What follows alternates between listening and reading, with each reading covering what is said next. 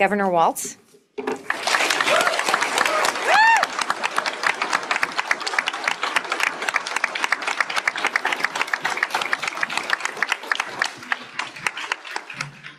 Thank you. Thank you again for being here. I guess I would just ask you, how do you see where we are? What do you see about these? What do you think of these events of the last week? Well, good to have you all here. Some of you are runners. You might know this feeling I'm in. You know, the day after a marathon, you both feel really great and you're about ready to die. Yesterday, I spent 8 hours in front of the House Oversight Committee, which needs to be a Netflix series, by the way. It is the most bizarre group of folks together in the interaction. But the irony of it was, and again, trying to find humor in moments of real tragedy is something. It was during that hearing, which was supposedly on sanctuary states. I was there with Governor Pritzker and Governor Hochul, and they were grilling us because we have committed, I guess, the incredible crime of treating people like human beings, and that was kind of our frame. And it was during that hearing that I heard about Senator Padilla. And so I've been saying it, and I am not prone to hyperbole. I am prone to like popping off a little bit. I know that. But, you know, pretty like, you know, I got to see the facts. I got to do all this.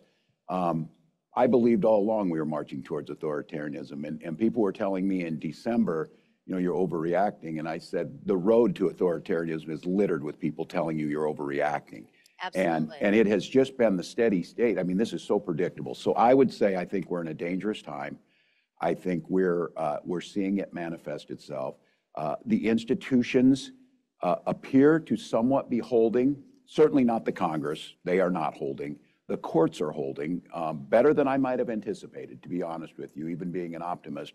And I think, as Neera said, whether they're elected officials at the national level or below that, but just regular folks starting to stand up and make the case. And so it's, I've said this, we will get through this. We have to get through this, but I think we're kidding ourselves whistling past the graveyard if we don't think this is going to get worse before it gets better. I hate to say that. And some of you heard me say that maybe before. I remain eternal optimist because I've come through the fire of supervising the high school lunchroom.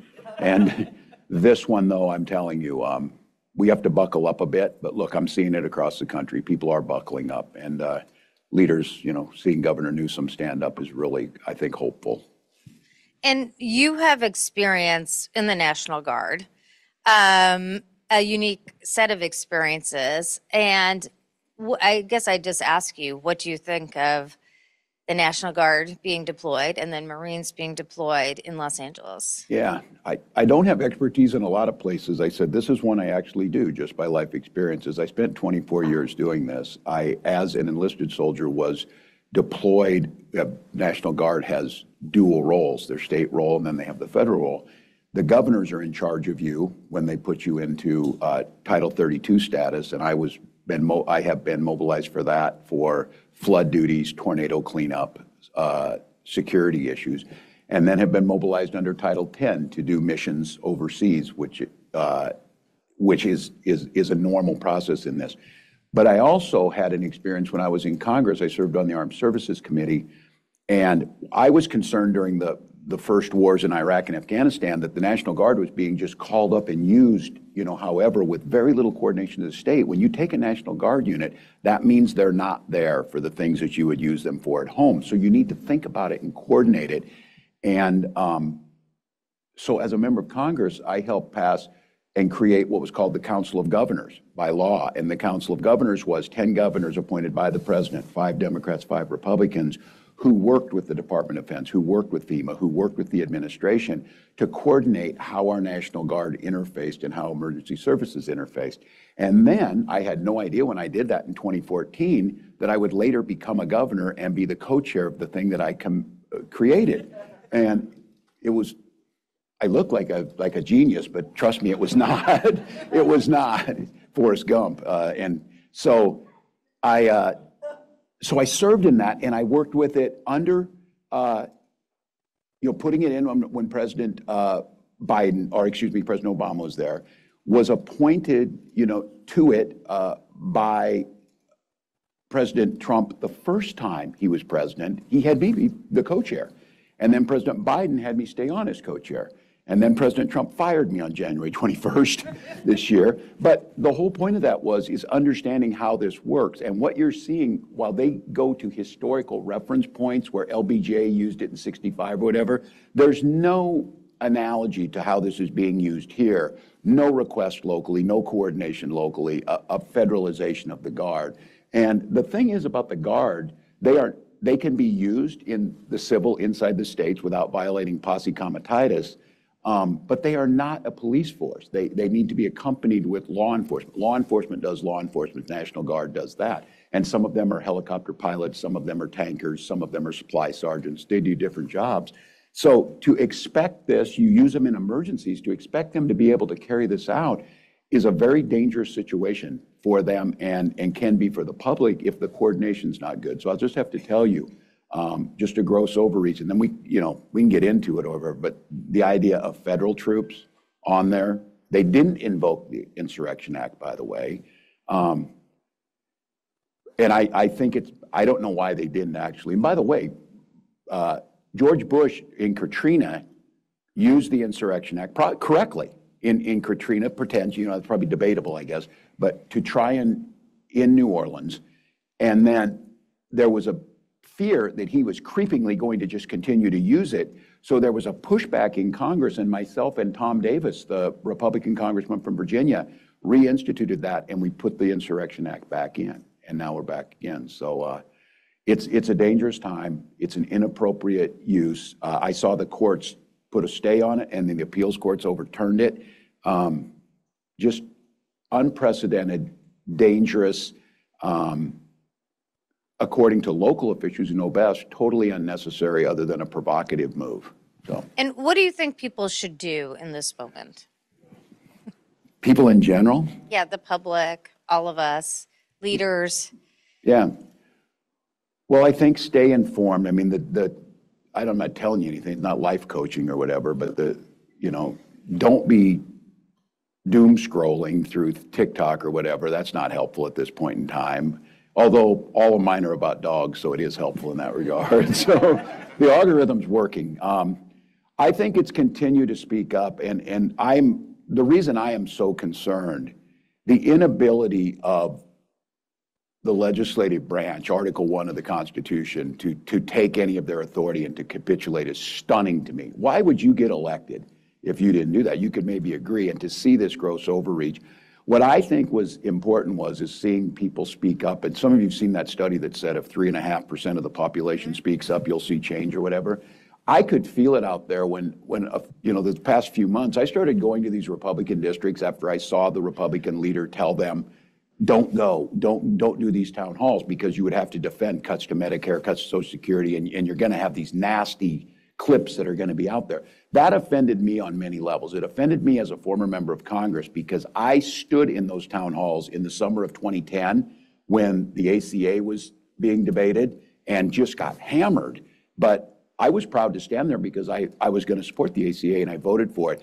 I think these town halls, going into these places, engaging people in non-traditional settings is the way to do it because, look, a lot of Democrats showed up for that.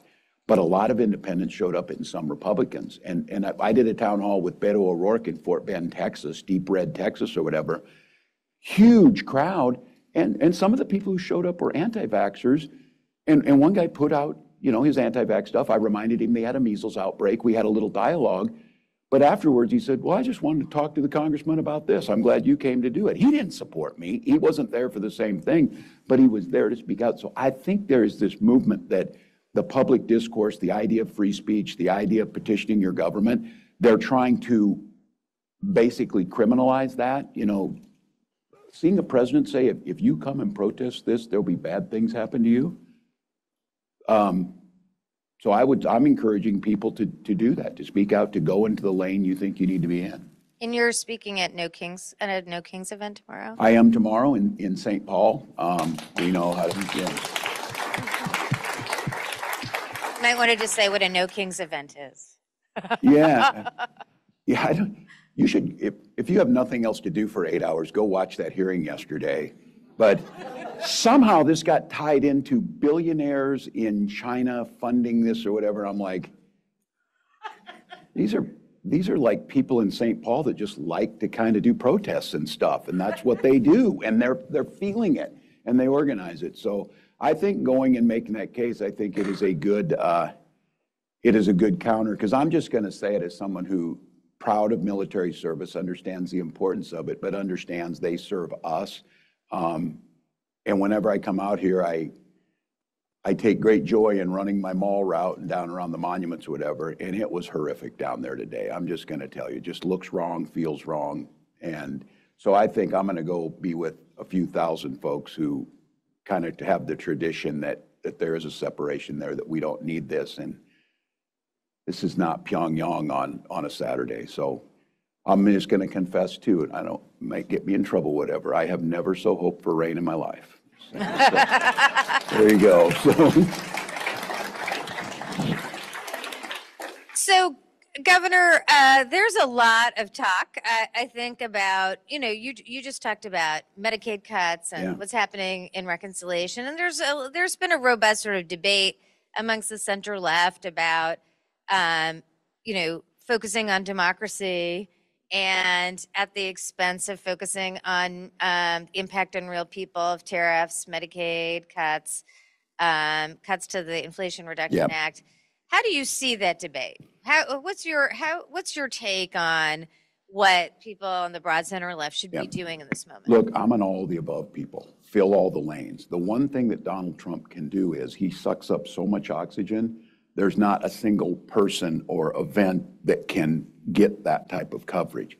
And I'm of the belief that we need people out there in all the lanes, whether they're doing new podcasts, whether they're doing large rallies like Bernie and AOC, whether they're doing town halls in Wheeling, West Virginia, things that we're all doing.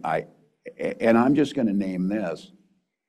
I don't understand where the calculation, yes, the economy's horrible. And today, did you see that this was amazing? And I'm sure that the Trump supporters are once again going to show the wisdom and the vision that their president has, because he said, did you know there are immigrants here, undocumented, who've been working really hard on farms, and they're doing the work, and if they don't do that work, it's hurting our farms.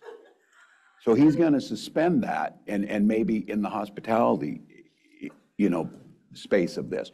But my take, yes, we should be talking about that. We should be talking that prices haven't come down. We should be talking about the situation in Ukraine was not over on day one, and now we have an expansion that is incredibly dangerous in the Middle East because nothing has been achieved there. But my take on this is how can we then say, well, we're focusing on this, and there's basic human rights issues, because I've been criticized for continuing to say we need to protect the trans community because they're coming for them. They're going, and it doesn't weaken the argument that the economy's bad. So and look, if that's my lane, then I think we should fill it. If there's another lane that is pushing back and giving an alternative, that should be filled.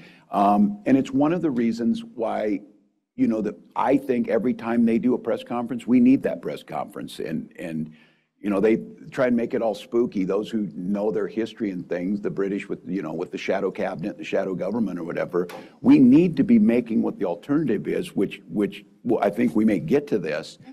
All of this is something, but that's all fine and dandy, but people voted for that. Now, how do we and what are we not doing why they didn't vote for us? And I would argue that the many weaknesses that Donald Trump has, the most glaring one is he is incompetent at governing, and we have to be competent at governing. We have to deliver policies that improve people's lives in the short run, not just the sugar highs of I'm going to deport, your neighbor or whatever it is. We have to show that, look, this improved quality of life. This made childcare more affordable. This made your schools safer. This fixed the roads and bridges. And I'm a big believer that right now it's about competency and compassion being together.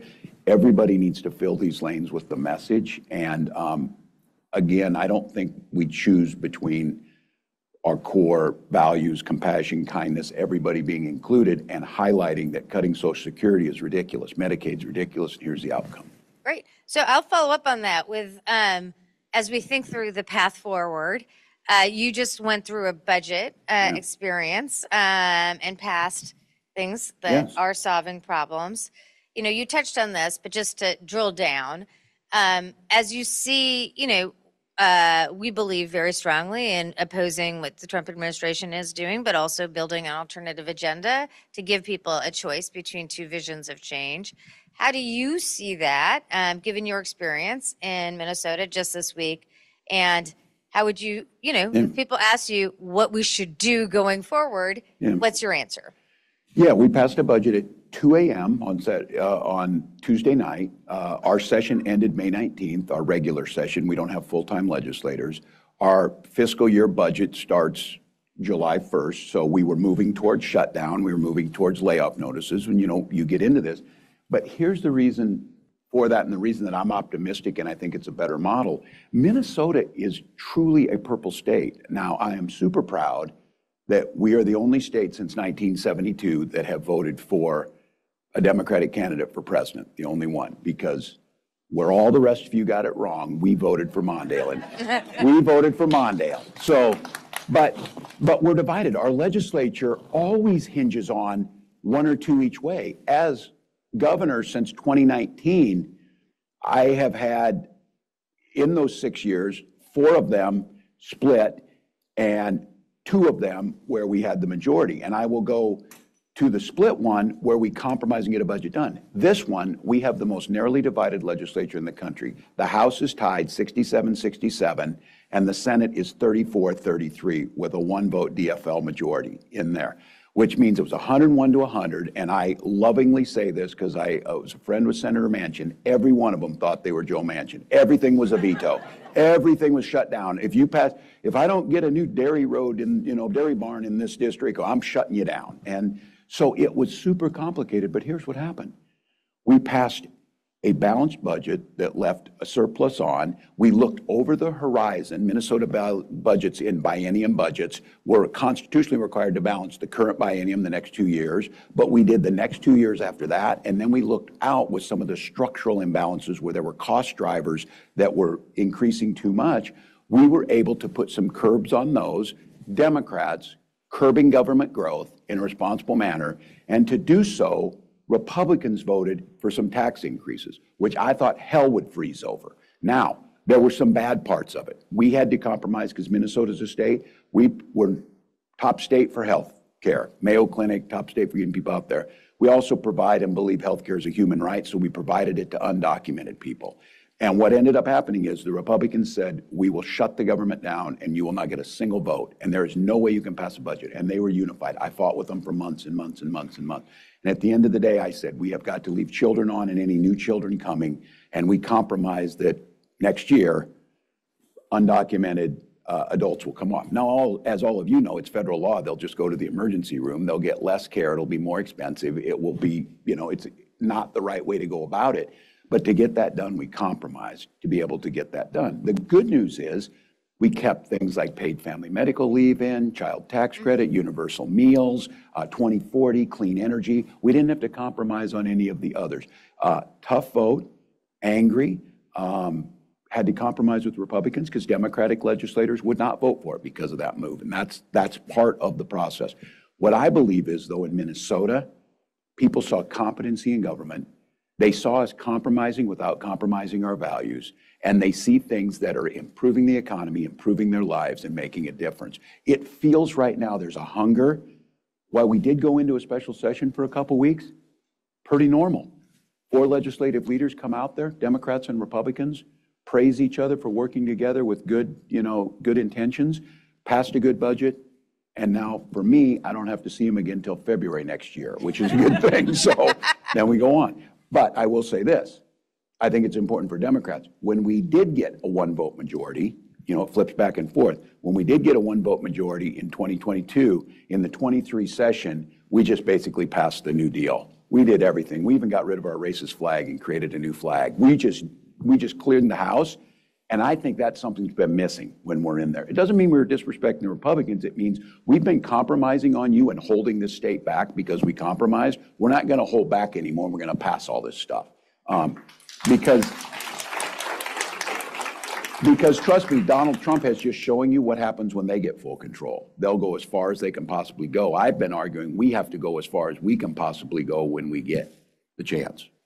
And let's just talk about some of the things you passed in 2022 and then also were able to hold this year. As people are thinking about cost of living, yes, there are a range of issues that you champion, child care, paid parental leave, other issues. Just give us a sense of that. Yeah, the one I'm most proud of is child tax credit. Minnesota has always been a top 5 state for the lowest childhood poverty. But you know, during COVID and the things the Biden-Harris administration did was they extended the child tax credit, which we saw the biggest drop in childhood poverty in history happen during those years because we put money back into people's pockets. In Minnesota, we passed the most expansive one in the country, $1,750, no limit on the number of children, and we passed it so that you can get it ahead of time. You don't have to file taxes at the end because many of these people don't. What we saw that is about a third reduction in childhood poverty. We'll have the lowest rate. We coupled that with universal breakfast and lunches at school, which, by the way, after doing that and expanding early childhood education and scholarships, we just saw this year when we announced our graduation numbers, the highest graduation rates we've seen in state history. Isn't that amazing? If kids are stable, they have food. And we're now a top state for business. This is where Democrats need to. We take care of people, but it's okay to take care of people to help grow the economy. It's okay for people and businesses to be successful. Just pay your taxes, pay your fair share. And I'm proud of this. We keep hearing that. Well, Minnesota's a high tax state. You know what Minnesota does rank first in taxes? We are the most progressive and fairest state, which means if you make less than a certain amount of money, like $75,000, you will pay less taxes than you would in Florida because they just hide it. They tax you for clothes, they tax you for everything else.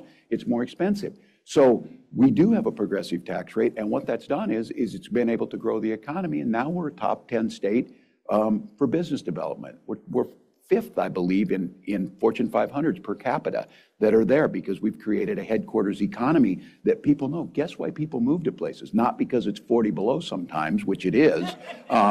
They move there because they've got good schools, safe neighborhoods. They've got now 12 weeks paid family and medical leave. They've got earned safe and sick time. And we're a state that we set 2040 as carbon-free electricity generating, and everybody says you'll never make it. They're right. We're not going to make it. We're going to make it in 2035. So it moved up. Now all of a sudden, think about that. When we talk about clean energy, yeah, I said that the problem we have with issues like homelessness and clean energy, we set, and this is good, aspirational goals, but no one truly believes we're going to get there. Now all of a sudden, when we talk about we're going to have 100% carbon-free energy, electricity in Minnesota. Now it's 10 years away where it seems reasonable to be able to do that. We did the same thing around homelessness. We're going to become, I believe, the 4th state or 5th state that will totally eliminate veterans homelessness. We're down to 211 veterans, I think. We know who they are. We track them. But there's a model there for all homelessness that the first and foremost is all 211 of those have a name and we know who they are. And veterans, the advantage with veterans homelessness is they come with services. They get health care, they have a stipend for housing potentially and all that. If you apply that then to others, you start to tackle that issue. And again, none of these things are radical. And it's really interesting to me that the business community is like, oh, we have a healthy, happy, well-educated population. That works better. We're going to go to audience questions in a minute. I'm going to ask my last question before we go to the audience, just to reaffirm. If you have a question, and let's really focus on a question, it should be brief to get more people in, and you should identify yourself. So my last question will be, I don't think we can leave this discussion without just asking you broadly about what happened last night. Very eventful day on many scores, but the fact that we have Israel striking Iran and, escalatory, I think would be an understatement. So what are your thoughts on that? Yeah, deeply concerned. I think we know anything in the Middle East. And look, I know there's a lot of folks here and across the country. The situation in Gaza is intolerable, and it became a central focus in the campaign. And I would say rightfully so. Human rights issues, how we're going to try and attempt to get a two-state solution where we can allow folks to live peacefully and coexist and have their own self-control or self-determination.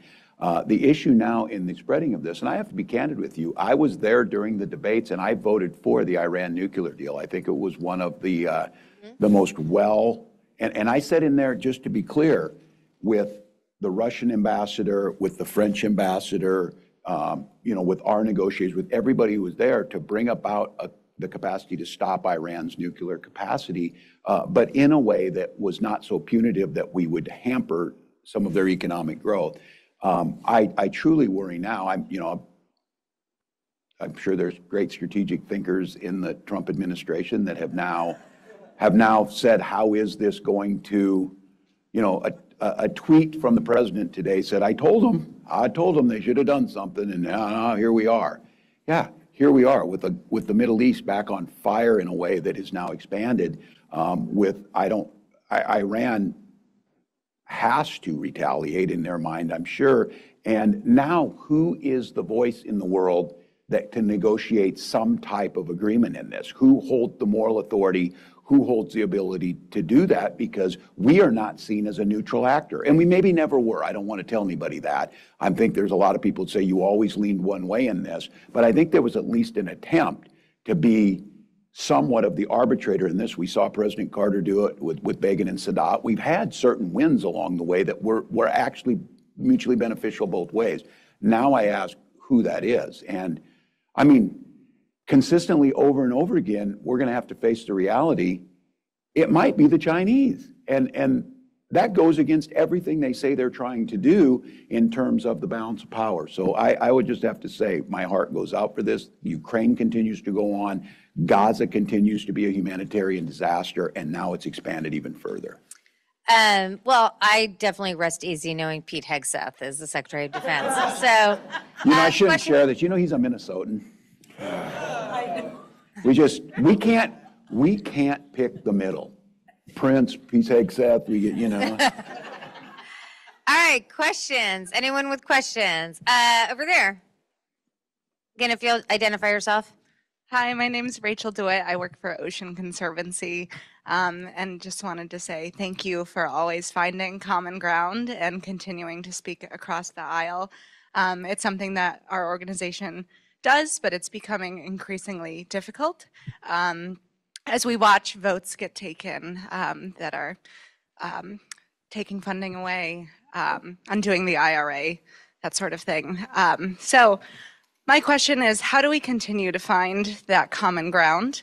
How do we continue to have those conversations? Because I think the ability to make progress is broken down when that ceases to happen. So it's a great question. And I considered, my time in Congress, I represented a very rural district, had one other Democrat since 1892, and I found myself being one of the 10 most bipartisan members of Congress. I had my values, but I was trying to make sure where we found common ground. I'm very proud in Minnesota that through the negotiations behind closed doors, there was a cordialness that I had not experienced for quite a few years. And yesterday, there was glimpses of it. There was, in the committee I was in, which is, I said the one thing that came out of yesterday is I no longer fear going to hell. I have seen it. I've seen it. That's it. That's my personal hell, and I'm going to be there. But there were Republican members that we had worked together there and said, I have differences with the governor, but I will talk about those behind closed doors rather. And I was like, holy smokes. It was pretty. Now, the others didn't adhere to that.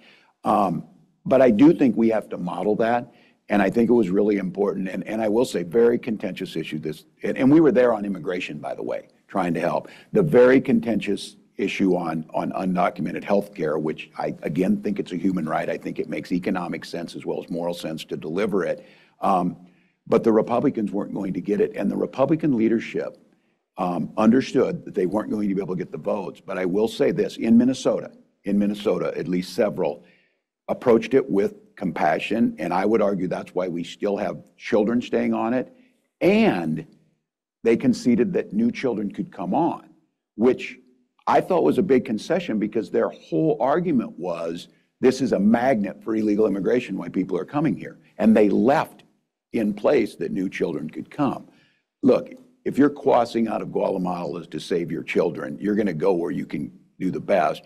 I don't necessarily think you're looking and deciding that, International Falls, Minnesota in the winter, because we do this. I do think there's an argument to be made that people probably do think about this. Places where I'm not going to be demonized and I'm going to be treated like a human being. So I don't totally dismiss this idea, but it's not about a magnet. It's about making yourself attractive for folks who want to. And our whole argument yesterday was, we fully agree with you that we need immigration enforcement. That's why we asked you to pass the bipartisan bill that did it humanely and created a path towards citizenship. Instead of going in and taking gardeners off the streets or raiding and setting at a school, we want you, because they continue to tell stories about someone who's undocumented creates a horrific crime. I don't think you'll find a single person in America who thinks that's okay. It's horrific. The problem is, federal government's job is to stop that, not the states. And by giving people things like health care or driver's licenses, I never understood the opposition to this. And I'm really proud that, like the Sheriff's Association said, oh my God, you got to get people licensed and trained if they're going to be on the road, because guess what? They will drive whether they have that license or not. And so I think finding the common ground, I think I'm not, pie in the sky. It was a brutal, debates we had, but they were done with more dignity and collegiality than I would have expected. And I think, to be candid, I think for Republicans, very difficult to be bipartisan right now, because they don't fear losing to a Democrat. They fear primaries. And I had legislators in Minnesota stand up and do the right thing, and they may get primaried for it, but it's the right thing. Great. Over here? Right over here? Hi, yeah, thank you so much for coming. My name is Annabelle. I'm a student at Duke University, and I was wondering, it feels like in the past decade or two, there's been this drift of rural working class voters kind of drifting away from the Democratic Party. So thinking about 2026 and the Democratic Party kind of becoming more of an elite, educated party, how do we kind of attract those people back? Yeah, well, thank you. And your data would support your conclusion. And look, I've said this, school teacher, never planned on running. The district I won had one Democrat since 1892, very conservative district. In 2008, I won that district by over 30 points. In 2016, I won it by less than 2, but Donald Trump won it by like 18, I think. And there was just this shift and this drifting away. Republicans very clearly separated us, real America versus the big cities run by liberals. And then they tell people it's so dangerous there. So now you have folks who are born in cities are afraid to go to small towns. Small town people are afraid of the cities, and he successfully divided us. And I take this, especially in, we call it greater Minnesota, rural areas where I grew up. They paint me as elite. I grew up in a town of 500 people, 24 classmates, 12 cousins, went to state school, and I can't. They don't see me. They sided with the billionaires, which I think is history's going to write about this, how middle class and working class folks believed that the problem was other poorer folks or poorer than them that caused this, rather than a massive shift of wealth, unprecedented in human history, just simply asking for a fairness that would truly benefit folks. We have got to make it clear, like when I was growing up, you knew this. Democratic Party, oh yeah, they're the labor folks and the workers. Republican Party, they're the country club and the business owners. Not a total, certainly it's a little overgeneralization, but not too bad. Now when they asked a woman down in Georgia, how did you describe the Democratic Party? And she said, deer in the headlights. And she's probably not such a bad one. So I think for us, it's delivering on those middle class things, showing that we can competently and compassionately govern, getting results. And I do think there's a little bit of this, and I'm taking a little heat over it. I think the Republicans have capitalized and taken our kindness for weakness, and there has to be a little more standing up. That's why I think, and it's not like, their thing. I had this like 7-foot dude who he's like a retired professional wrestler, like challenged me to a fight. And I'm like, no, But what I mean being tougher is what we need to do is, like you saw Governors Pritzker and Hochul stand up and say, yes, we protect those less fortunate in New York and Illinois, and we're not going to let you bully them. We will stand there. That's what I mean. I think there needs to be a more robust Democratic Party, and I don't think always sternly worded letters get it done. And so that's why I'm convinced we got to everybody's got to do what they can do, but they've taken this weird, like almost physical strength thing with, UFC wrestling, all this kind of stuff. We have to have a robust strength of morals, values, sticking up to those less fortunate. That's why I think it's a mistake to focus just on economics and allow trans children to get bullied or something. I think they have to go in, or we look weak if we don't do it. So, great question. We're going to go to an online, because I do want to say we have tons of people online. I did want to specifically follow up on this question because I wanted to kind of delve into part of your answer in which you said, this is kind of a crazy con, right? That, where people have been convinced. And I guess one question I have for you is, if you step back and look at the policies of the first 5 months, when you combine the tariffs and the reconciliation package, just to nerd out here, if you look at the distribution, this is a set of policies that tax working class people in losing their health care, and working class people will bear the burden of the tariffs disproportionately. When costs go up, they pay for it. And the tax cuts are obviously very skewed to the wealthy. So I also think the services shrink. Yes. And, 16 million people will not have health insurance that would otherwise have it after this reconciliation package, if it passes. So is that a new opportunity for us? How do we focus on that? How do we make that case of who we're standing for and who they're standing for? Yeah, you talked about the great con.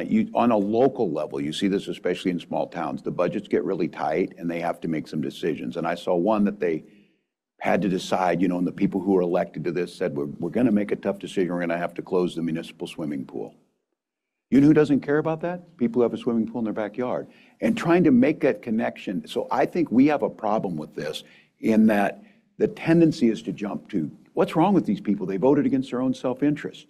I approach it as a teacher a little bit. When I would teach a lesson and half the class wouldn't get it, I didn't just jump to the conclusion half the class wasn't very smart. I assumed that they don't learn the same way. Maybe they were auditory learners. Maybe they were kinesthetic learners. Maybe there was a different intelligence at work, and I might have to differentiate how I'm delivering that lesson. I'll make the argument that I think the Democrats look for a quick message or whatever to teach to one group and get it fixed.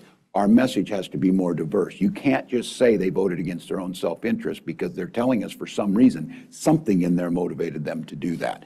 But I don't think we can let it stand because that is a highly unpopular bill. Like in my state, I partnered with the largest hospitals. I partnered with advocacy groups. I partnered with AARP. I partnered with Children's Defense, all of these groups.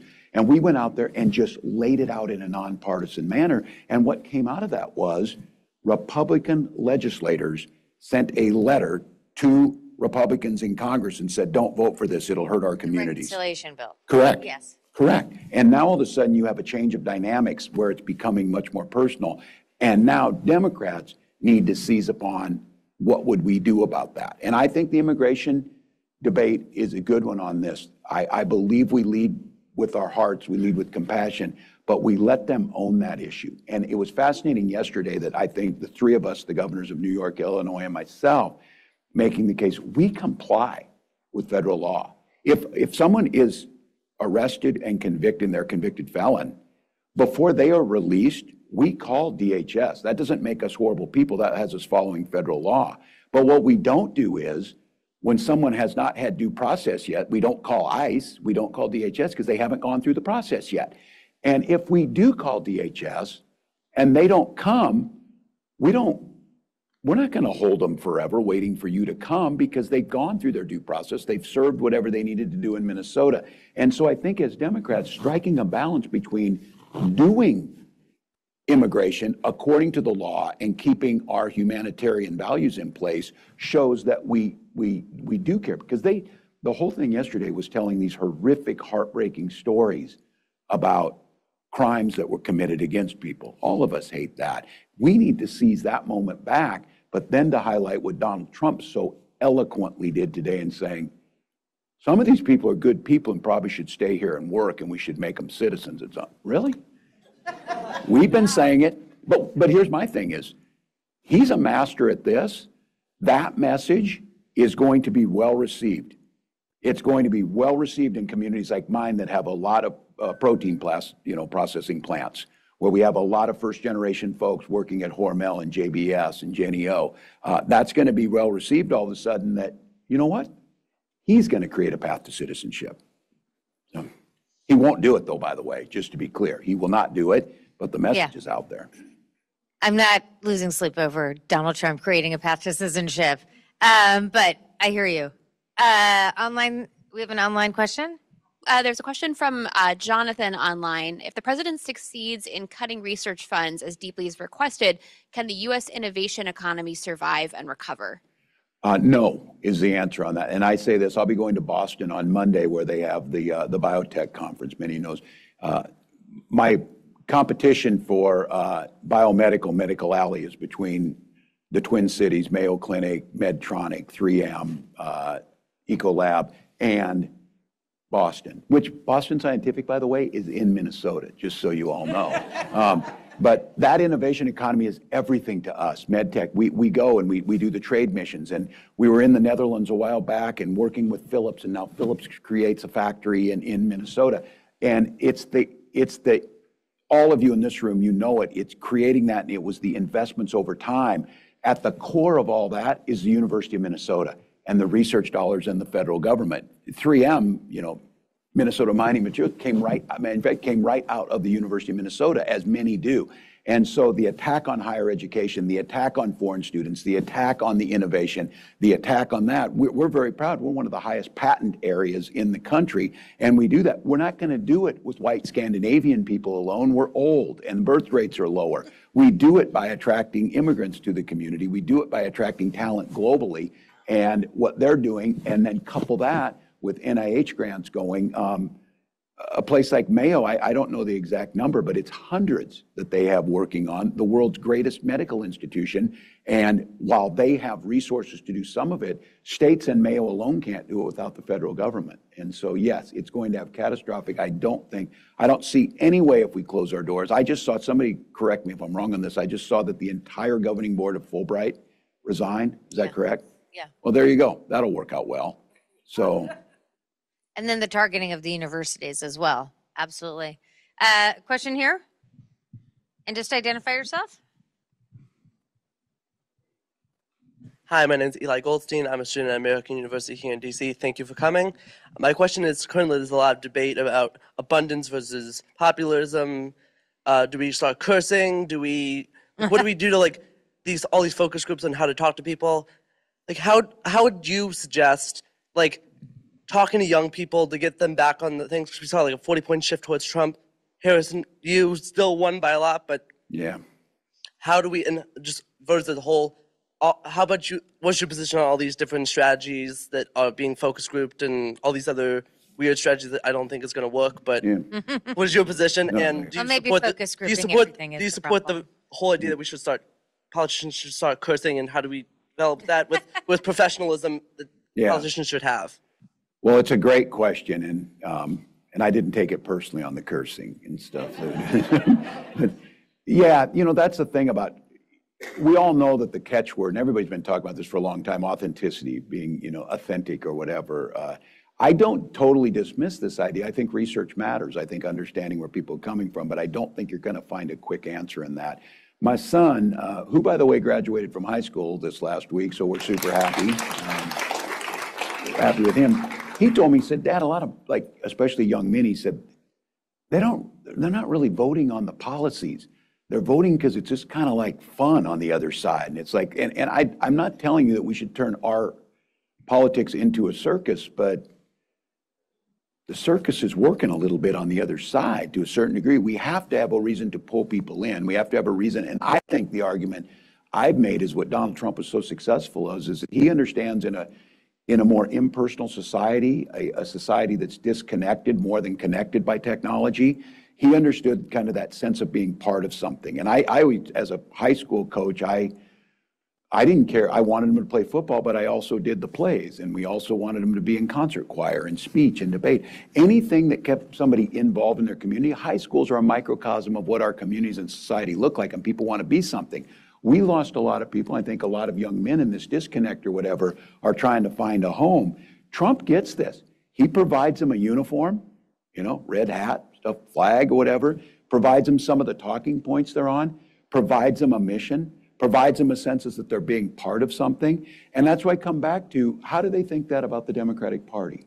Do they feel like there's a place for that? And so, my political consultant, Gus Walz, tells me they're movable. History will show us this, though, and I think the data shows us this. They vote a certain way a couple times, it gets a little harder. But his point is right now, you guys have to be a little something. And look, I don't believe doing a Joe Rogan podcast would have won this election. I have said, I think you've got to fill every space, though. I think if you leave the void, they will fill it. And so I think my team booked me with Theo Vaughn this week, and so I'll go talk to him. I don't think you're going to win. It's like going out. Then it's weird if you go with them and you start pretending, hey, and you try and understand what Gen Z language is or whatever. You look stupid and pandering. But I think you go to them and understand, what are we offering you? And what I would say to the young people here answering questions, somebody needs to tell you this. This is the worst time to be your age. It was so much more fun at a time before this. It was less stressful. We weren't super politically engaged in a way that we had to watch the news every day, because every day wasn't a damn crisis, and you didn't have to be there. And we didn't live through a pandemic, and we didn't get shot in schools. And so you're in this mode where it feels like everybody has a trauma score and everybody's on high anxiety. We as Democrats have to provide different things that make it easier and less stressful. And I think that's where you go back to these policies. We have North Star Promise. For all families who make $80,000 or less, they can go to any school in Minnesota tuition free. They go free. And I've heard families come up and say, my senior year was just so much better. I didn't have to pay for food at school. My family had a little more money. I know I can go to school next year. It's paid for. I don't have to get a student loan. It's interesting how all of a sudden now, that was so personal and it was so fast. It wasn't generation before. I guarantee you in Minnesota, young people are going to vote DFL because they know who passed these things. And I would argue to you, we've got to do that. It's going to be different elsewhere. I just worry, though, it would be totally understandable if young people became cynical and checked out, because this is a hellscape of politics right now. But what I think, and this goes back to my optimism in this, they're not turning away. They're super engaged. They are connected enough that they want this crisis lifestyle to end. That's what I find so interesting. How do you think these people in the Trump orbit live their regular lives? Is every day like crisis? People want some stability. They want some predictability. They want to know. Some of you in here know that my happy place is remembering where you wouldn't even hear about the president for like 3 weeks in a row. Oh, what's he doing now? I thought that might have been my strongest closing argument during the campaign. If you elect us, you won't have to see everybody on TV every damn day, and stuff will be done by professionals who are there because of their expertise, not because they can yell at somebody else. So I still think there's an option. I think we need to listen to folks. I think we need to give them a vision of a better future, because I'm really worried.